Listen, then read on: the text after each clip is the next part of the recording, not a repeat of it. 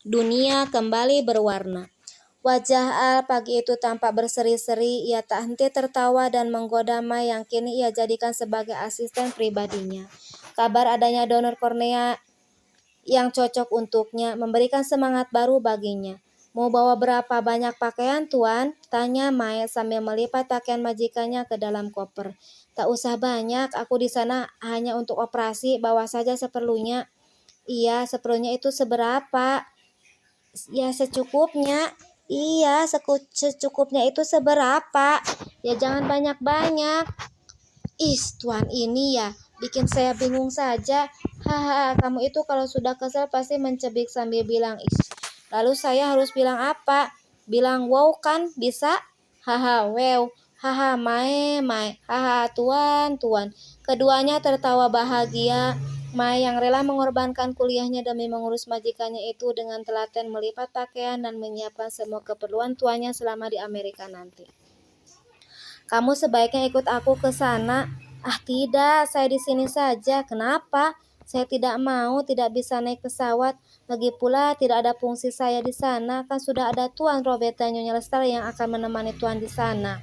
Beda rasanya kalau ada kamu, Mae. Pasti aku akan bahagia saat aku buka perban pasca operasi nanti. Orang pertama yang aku lihat itu kamu.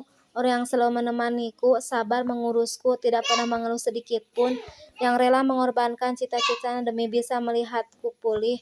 Kamu adalah gadis yang sangat baik dan berhati malaikat, sama seperti Momi. Istriku saja belum tentu bisa bersabar dan setelaten kamu dalam mengurusku.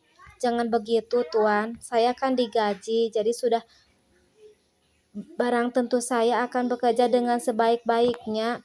Kilah Mai menutupi rasa bahagia yang bersembunyi di dalam hatinya. Lain rasanya, Mai, perhatian dan perlakuanmu kepadaku tidak berdasarkan gaji. Kini aku mengerti mengapa dulu Momi sangat menyayangimu. Maafkan aku yang dulu sudah membencimu dan menuduhmu yang bukan-bukan. Si Tuan ini kok lebay banget. Hehe. Sejak habis kecelakaan Tuan jadi cengeng. Kamu ini aku serius kok malah ngeledek. Itu magic word saya, jangan diambil. Haha. Wah melanggar hak cipta dong aku ya, maafin aku ya. Ya, saya maafkan, asal jangan sekali-kali lagi ya. Al yang duduk di tepi ranjang meraba-raba mencari kepala Mae. Setelah didapat, ia pun mengacak rambut asisten pribadinya itu sambil tertawa riang. Saat hari menjelang siang, Robert dan istrinya pun datang. Mereka hendak menjemput sang adik Al yang sudah bersiap sedari tadi, langsung meminta Mai untuk menuntunnya berjalan menuju garasi. Sebelum masuk ke dalam mobil, pria berusia 27 tahun itu memegang tangan Mai.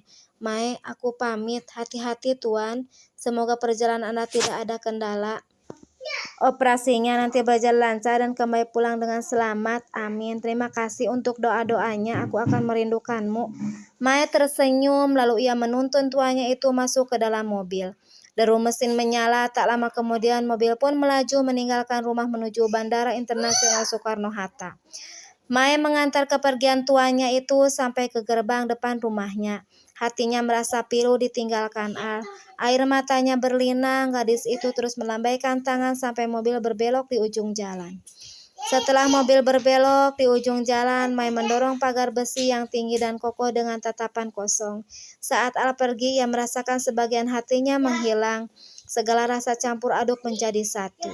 Telepon di rumah Madam Lisa berbunyi. Mai menjawab panggilan tersebut. Halo, sapa Mai? Hai, jawab seseorang dari ujung telepon sana. Tuan Al? Ya, siapa lagi yang punya suara merdu selain aku? Aldrich Arkana. Pede tingkat TK. Haha, Tuan bagaimana kabarnya? Kabarku? Iya, kabar Tuan. Masa kabar pesawat di sana? Haha, aku. Kenapa Tuan?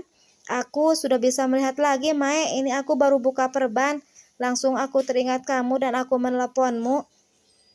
Alhamdulillah, ya Allah. Selamat ya Tuan. Saya turut berbahagia mendengarnya. Hei, kenapa kamu menangis? Kamu tidak suka aku bisa melihat lagi? Saya terharu, Tuan. Saya sangat bahagia Tuan sembuh. Tunggu aku pulang ya, aku punya kejutan untukmu.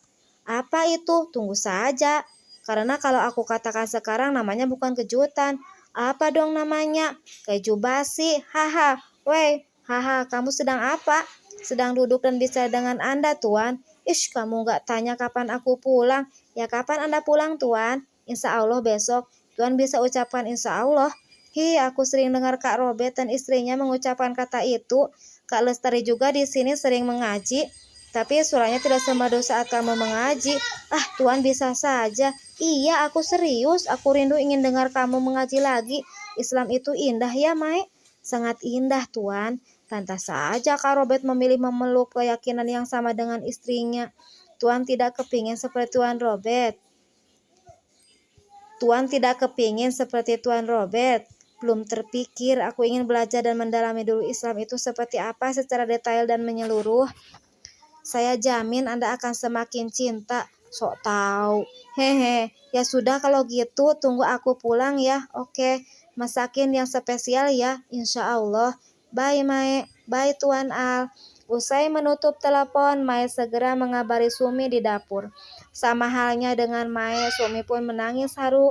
Kapan Tuan pulang? Katanya besok, berarti lusa sampai di sini ya, Bi? Ya, kurang lebih. Berarti kita harus belanja, Mae. Bahan makanan di kulkas sudah mau habis. Bagaimana kalau kita ke supermarket? Ke pasar bersih saja, Bi. Ke pasar bersih saja yuk. Kan harganya lebih murah sayur, ayam dan ikannya pun lebih segar dari supermarket. Oke deh, selesai masak kita berangkat ya. Baik, Bi. 1 jam kemudian keduanya pun telah siap untuk berangkat. Namun tiba-tiba bel rumah berbunyi. Ada tamu, Bi. Iya, siapa ya? Kita lihat sama-sama yuk. Ya, sebentar Bisumi matikan mesin air dulu. Takut lupa. Oke. Ting tong, ting tong. Mae dan Sumi mempercepat langkahnya. Sumi yang tubuhnya gemuk tergopoh-gopoh kepayahan. Sampai di depan pintu ia menyandarkan tubuhnya di tembok. Hihi, Bi Sumi lucu deh, baru lari jarak dekat saja sudah mau pingsan. Hihi, maklum keberatan badan. Mae terkekeh lalu ia pun segera membuka pintu. Betapa terkejutnya ia saat melihat seseorang yang sedang berdiri di hadapannya. Tuan Al, katanya kejutan. Al tertawa, ia berhasil mengerjai Mai. Kami belum masak apa-apa untuk Tuan.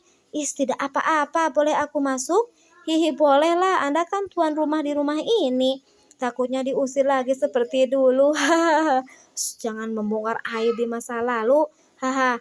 Al masuk ke dalam rumah, ia mencium tangan Sumi, wanita bertubuh gempal itu terkejut dan segera menarik tangannya. Jangan Tuan, Anda tidak pantas berbuat begini, saya hanya seorang pembantu. Pembantu? Kenapa kalau Bisumi pembantu? Bisumi lebih tua dari saya, jadi sudah seharusnya saya mencium punggung tangan Bisumi. Betul bukan Mai begitu? Mai mengangguk dan tersenyum. Bisumi adalah ibu kedua bagi saya setelah Momi tiada. Bisumilah yang saya tuakan di rumah ini.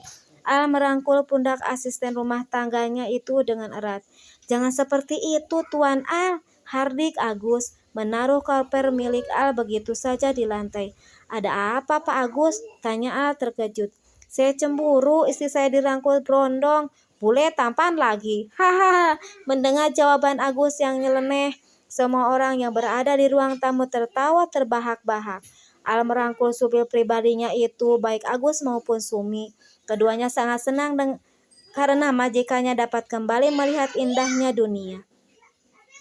Dunia kembali berwarna setelah selama ini tertutup awan gelap yang kelabu. Rumah mewah nan megah itu kini kembali terasa hangat, walaupun tidak sehangat dulu saat Madam Lisa masih hidup. Al menatap ke segala penjuru ruangan, ia tidak menyangka matanya dapat melihat lagi. Ia kemudian menatap wajah Mai yang sedang duduk di hadapannya. Mai, ada sesuatu yang ingin aku bicarakan denganmu. Ada apa, Tuan? Tentang masa depanmu. Tolong Tuan jangan bahas lagi soal kuliah saya. Saya sudah tidak tertarik, saya malas kalau harus mengulang. Bukan soal itu, soal masa depanmu yang lain. Soal apa itu, Tuan? Jodohmu? Apa maksud Tuan? Aku ingin menjodohkanmu dengan Hanggi. Dia pria yang baik dan bertanggung jawab. Aku tidak mau kamu salah dalam memilih jodoh. Apalagi Momi sebelum wafat menitipkanmu kepadaku. Maaf Tuan, saya belum terpikir untuk menikah. Mae, kamu disuruh kuliah tidak mau. Mau aku jodohkan juga tidak mau. Usiamu sudah mau 21, aku rasa sudah cukup dewasa bagi gadis seusiamu untuk menikah. Tapi Tuan, saya tidak mencintai Mas Hanggi. Lalu siapa yang kamu cintai? Beritahu aku. Kalau memang dia pria yang baik, maka aku akan merestui. Walaupun aku bukan siapa-siapamu, tapi aku merasa punya tanggung jawab terhadapmu. Pria itu, siapa dia? Kenalkah aku dengannya? Mae menggeleng. Pasti kamu berbohong. Jangan-jangan itu hanya akal bulusmu saja supaya tidak dijodohkan olehku. Mae tersenyum sekilas. Kamu kenal dulu Hanggi lebih dekat. Dia suka padamu, Mae. Apalagi anaknya si Alena itu. Pastinya dia pasti akan senang kalau dapat ibu baru sepertimu. Baiklah Tuan, akan saya coba. Nah begitu dong. Kamu jangan marah ya kalau aku terkesan memaksamu. Semua ini aku lakukan demi kebaikanmu. Hanggi sudah tahu banyak tentangmu. Aku tidak mungkin merekomendasikan dia kalau aku tidak tahu seorang seperti apa dia itu. Tidak apa-apa Tuan, saya mengerti.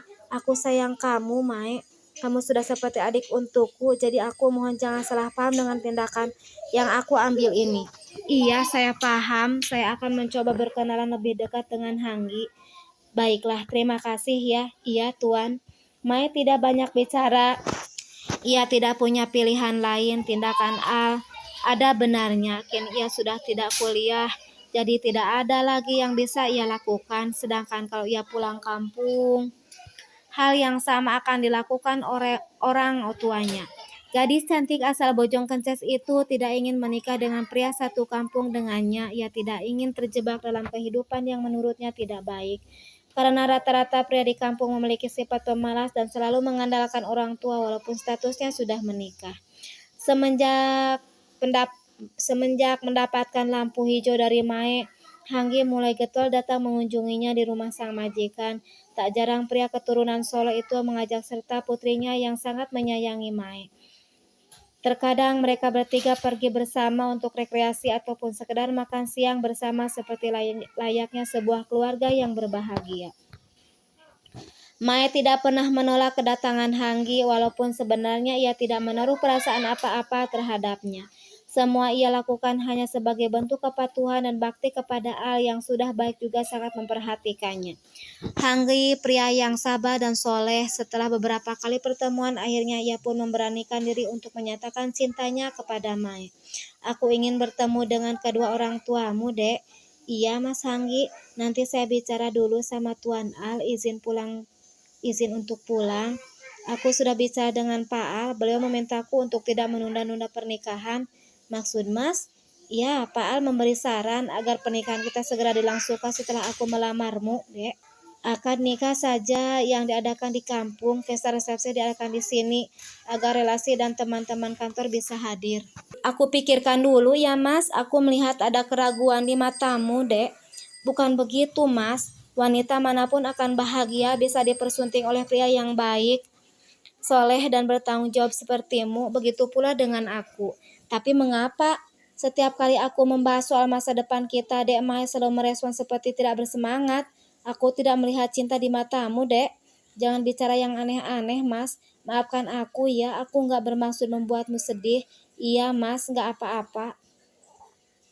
Ya sudah, kalau begitu aku pamit dulu ya. Kapan kita akan pulang ke kampung, Dek Mae? Kabari Mas ya. Insya Allah, Mas, hati-hati di jalan ya. Iya, Dek. Assalamualaikum. Waalaikumsalam. Mae menatap kosong mobil yang perlahan keluar dari pekarangan rumah majikannya. Ia semakin bingung dengan perasaannya. Di satu sisi, ia tidak siap dengan pernikahan yang telah direncanakan Hanggi. Namun di satu sisi ia tidak ingin mengecewakan Al dan juga Hanggi yang sudah begitu baik memperhatikan dan mempedulikannya.